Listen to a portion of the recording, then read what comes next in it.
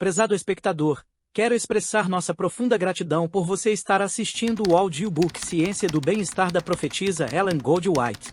Esperamos que este conteúdo inspire e enriqueça suas vidas, promovendo bem-estar e saúde. Se ainda não for inscrito, inscreva-se neste canal e receba novos vídeos. E não se esqueça, deixe seu like e seu comentário. Gratidão.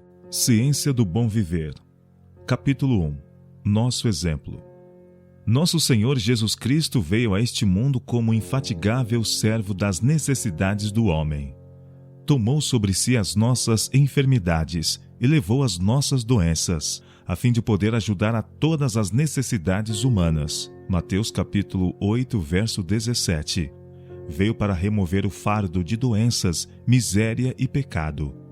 Era sua missão restaurar inteiramente os homens. Veio trazer-lhes saúde, paz e perfeição de caráter. Várias eram as circunstâncias e necessidades dos que lhe suplicavam o auxílio, e nenhum dos que a ele se chegavam saíam desatendido. Dele emanava uma corrente de poder restaurador, ficando os homens física, mental e moralmente sãos. A obra do Salvador não era restrita a qualquer tempo ou lugar. Sua compaixão desconhecia limites. Em tão larga escala realizava ele sua obra de curar e ensinar que não havia na Palestina edifício grande o bastante para comportar as multidões que se aglomeravam ao seu redor. Nas verdes encostas da Galiléia, nas estradas, à beira-mar, nas sinagogas e em todo lugar a que os doentes lhe podiam ser levados, aí se encontrava seu hospital. Em cada cidade, cada vila por que passava, punha as mãos sobre os doentes e os curava. Onde quer que houvesse corações prontos a receber-lhe a mensagem, ele os confortava com a certeza do amor de seu Pai Celestial. Todo dia ajudava os que a ele iam. À tardinha, atendia aos que tinham que labutar durante o dia pelo sustento da família. Jesus carregava o grande peso de responsabilidade da salvação dos homens. Ele sabia que, a menos que houvesse da parte da raça humana decidida mudança nos princípios e desígnios, tudo estaria perdido. Esse era o fardo de sua alma, e ninguém podia avaliar o peso que sobre ele repousava. Através da infância, juventude e varonilidade, andou sozinho. Todavia, era um céu estar sem sua presença. Dia a dia enfrentava provas e tentações. Dia a dia era posto em contato com o mal e testemunhava o poder do mesmo sobre aqueles a quem buscava abençoar e salvar. Não obstante, não vacilava, nem ficava desanimado. Em todas as coisas, punha seus desejos em estrita obediência à sua missão. Glorificava sua vida por torná-la em tudo submissa à vontade do seu Pai. Na sua juventude, sua mãe o encontrou na escola dos rabis e disse: Filho, por que fizesse assim para conosco? Lucas capítulo 2, verso 48. Ele respondeu, e sua resposta é a nota tônica de sua obra vitalícia: Por que é que me procuráveis? Não sabeis que me convém tratar dos negócios de meu Pai? Lucas capítulo 2, verso 49. Sua vida foi de constante abnegação. Não possuía lar neste mundo, a não ser o que a bondade dos amigos lhe preparava como peregrino. Ele veio viver em nosso favor a vida do mais pobre e andar e trabalhar entre os necessitados e sofredores. Entrava e saía, não reconhecido nem honrado, diante do povo por quem tanto fizera. Era sempre paciente e bem disposto, e os aflitos o saudavam como a um mensageiro de vida e paz. Via as necessidades de homens e mulheres, crianças e jovens, e a todos dirigia o convite: Vinde a mim. Mateus capítulo 11, verso 28. Durante seu ministério, Jesus dedicou mais tempo a curar os enfermos do que a pregar. Seus milagres testificavam da veracidade de suas palavras, de que não veio a destruir, mas a salvar. Aonde quer que fosse, as novas de sua misericórdia o precediam. Por onde havia passado, os que haviam sido alvo de sua compaixão se regozijavam na saúde e experimentavam as forças recém-adquiridas. Multidões ajuntavam-se em torno deles para ouvir de seus lábios as obras que o Senhor realizara. Sua voz havia sido o primeiro som ouvido por muitos, seu nome o primeiro proferido, seu rosto o primeiro que contemplaram. Por que não haveriam de amar a Jesus e proclamar-lhe o louvor? Ao passar por vilas e cidades, era como uma corrente vivificadora difundindo vida e alegria. A terra de Zebulon e a terra de Naphtali, junto ao caminho do mar, além do Jordão, a Galiléia das nações. O povo que estava assentado em trevas viu uma grande luz, e aos que estavam assentados na região e sombra da morte, a luz raiou. Mateus capítulo 4, versos 15 e 16. O Salvador tornava cada ato de cura uma ocasião para implantar princípios divinos na mente e na alma. Esse era o desígnio de sua obra. Comunicava bênçãos terrestres para que pudesse inclinar o coração dos homens ao recebimento do evangelho de sua graça. Cristo poderia ter ocupado o mais elevado lugar entre os mestres da nação judaica, mas preferiu levar o evangelho aos pobres. Ia de lugar a lugar, para que os que se achavam nos caminhos e atalhos pudessem ouvir as palavras da verdade. Na praia, nas encostas das montanhas, nas ruas da cidade, nas sinagogas, sua voz se fazia ouvir explicando as Escrituras. Muitas vezes ensinava no pátio do templo, a fim de os gentios lhe poderem ouvir as palavras.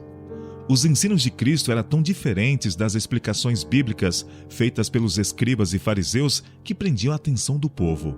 Os rabis apegavam-se à tradição, às teorias e especulações humanas.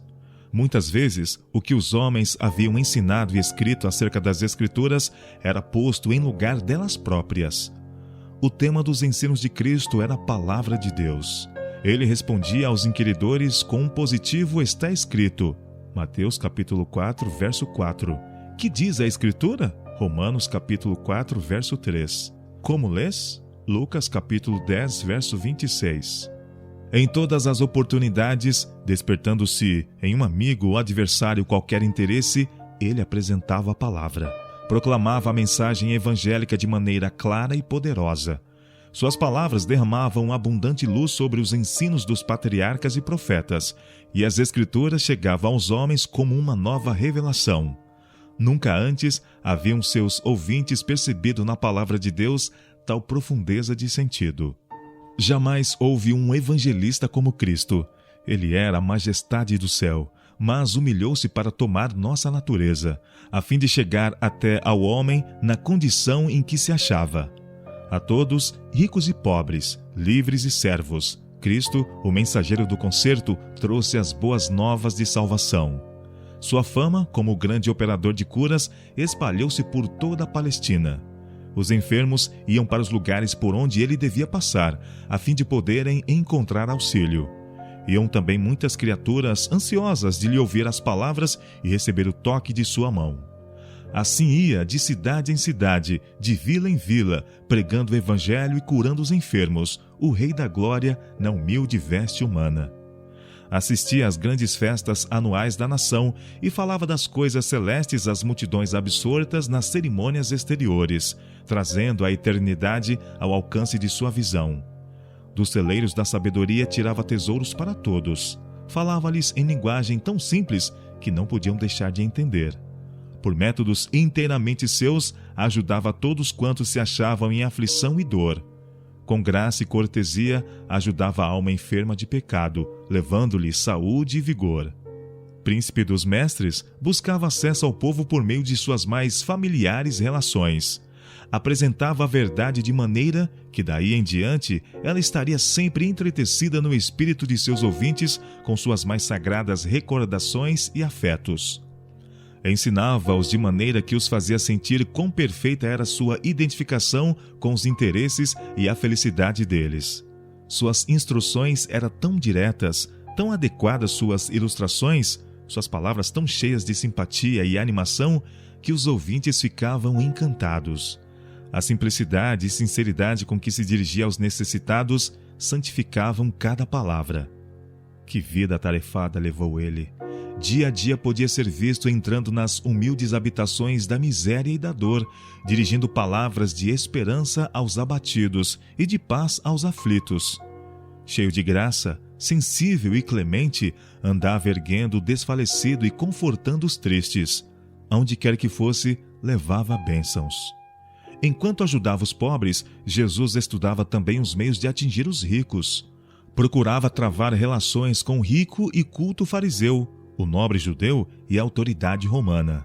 Aceitava-lhes os convites, assistia às suas festas, tornava-se familiar com os interesses e ocupações deles, a fim de obter acesso ao seu coração e revelar-lhes as imprescindíveis riquezas. Cristo veio a este mundo para mostrar que, mediante o recebimento de poder do alto, o homem pode levar vida imaculada. Com incansável paciência e assistência compassiva, ia ao encontro dos homens nas suas necessidades. Pelo suave contato da graça, bania da alma o desassossego e a dúvida, transformando a inimizade em amor e a incredulidade em confiança. Podia dizer a quem lhe aprovesse: segue-me. E aquele a quem se dirigia levantava-se e o seguia. Quebrava-se o encanto da fascinação do mundo. Ao som de sua voz fugia do coração o espírito de avidez e ambição, e os homens levantavam-se, libertos, para seguir o Salvador. Cristo não conhecia distinção de nacionalidade, posição ou credo. Os escribas e fariseus desejavam fazer dos dons celestes um privilégio local e nacional e excluir o resto da família de Deus no mundo. Mas Cristo veio derrubar todo o muro de separação. Veio mostrar que seu dom de misericórdia e amor é tão ilimitado como o ar, a luz ou a chuva que refrigera a terra. A vida de Cristo estabeleceu uma religião em que não há diferenças. A religião em que judeus e gentios, livres e servos, são ligados numa fraternidade comum, iguais perante Deus. Nenhuma questão política lhe influenciava a maneira de agir. Não fazia diferença alguma entre vizinhos e estranhos, amigos e inimigos. O que tocava seu coração era uma alma sedenta pelas águas da vida. Não passava nenhum ser humano por alto como indigno, mas procurava aplicar a toda pessoa o remédio capaz de sarar. Em qualquer companhia em que se encontrasse, apresentava uma lição adequada ao tempo e às circunstâncias. Cada negligência ou insulto da parte de alguém para com seu semelhante servia apenas para fazê-lo mais consciente da necessidade que tinham de sua simpatia divina humana. Procurava inspirar esperança aos mais rudes e menos promissores, prometendo-lhes a certeza de que haveriam de tornar-se irrepreensíveis e inocentes, alcançando um caráter que manifestariam serem filhos de Deus. Muitas vezes, Jesus encontrava pessoas que haviam caído no poder de Satanás e que não tinham forças para romper os laços. A essas criaturas, desanimadas, doentes, tentadas, caídas, costumava dirigir palavras da mais terna piedade, palavras adequadas que podiam ser compreendidas. Quando encontrava pessoas empenhadas numa luta renhida com o adversário das almas, ele as animava a perseverar, assegurando-lhes que haviam de triunfar, pois os anjos de Deus se achavam ao seu lado e lhes dariam a vitória. À mesa dos publicanos, ele se sentava como hóspede de honra, mostrando por sua simpatia e benevolência social que reconhecia a dignidade humana, e os homens anelavam tornar-se dignos de sua confiança. Sobre seu coração sedento, as palavras dele caíam com bendito poder vivificante. Novos impulsos eram despertados e abria-se para esses excluídos da sociedade a possibilidade de vida nova. Conquanto fosse judeu, Jesus se associava sem reserva com os samaritanos, deitando assim por terra os costumes farisaicos de sua nação. Apesar de seus preconceitos, ele aceitou a hospitalidade desse povo desprezado. Dormia com eles sob seu teto, comia à mesa deles, compartilhando da comida preparada e servida por suas mãos. Ensinava em suas ruas e tratava-os com a maior bondade e cortesia. Enquanto lhes atraía o coração pelos laços de humana simpatia, sua divina graça levava-lhes a salvação que os judeus rejeitavam. Cristo não negligenciava oportunidade alguma de proclamar o evangelho da salvação. Escutai suas maravilhosas palavras àquela única mulher de Samaria. Achava-se sentado junto ao poço de Jacó, quando ela foi tirar água. Para surpresa dela, pediu-lhe um favor. "Dá-me de beber", disse ele. João capítulo 4, verso 7. Queria uma bebida refrigerante e desejava também abrir o caminho pelo qual lhe pudesse dar a água da vida. "Como?", disse a mulher. "Sendo tu judeu, me pedes de beber a mim, que sou mulher samaritana?", porque os judeus não se comunicavam com os samaritanos. Jesus respondeu e disse-lhe: Se tu conheceras o dom de Deus e quem é o que te diz, dá-me de beber, tu lhe pedirias, e ele te daria água viva. Qualquer que beber desta água tornará a ter sede, mas aquele que beber da água que eu lhe der nunca terá sede, porque a água que eu lhe der se fará nele uma fonte de água a jorrar para a vida eterna. João capítulo 4, versos 9, 10, 13 e 14. Quanto interesse manifestou Cristo nessa mulher! Quão fervorosas e eloquentes foram suas palavras! Ao ouvi-las, a mulher deixou seu cântaro e foi à cidade, dizendo aos amigos: Vinde ver de um homem que me disse tudo quanto tenho feito. Porventura não é este o Cristo? João capítulo 4, verso 29. Lemos que muitos dos samaritanos daquela cidade creram nele. João capítulo 4, verso 39. E quem pode avaliar a influência que essas palavras exerceram para a salvação de pessoas nos anos que se passaram desde então? Onde quer que os corações se abram para receber a verdade, Cristo está pronto a instruí-los. Revela-lhes o Pai e o serviço aceitável àquele que lê o coração. Para esses, não usa ele de parábolas. Diz-lhes como a mulher junto à fonte: Eu sou, eu que falo contigo. João capítulo 4, verso 26.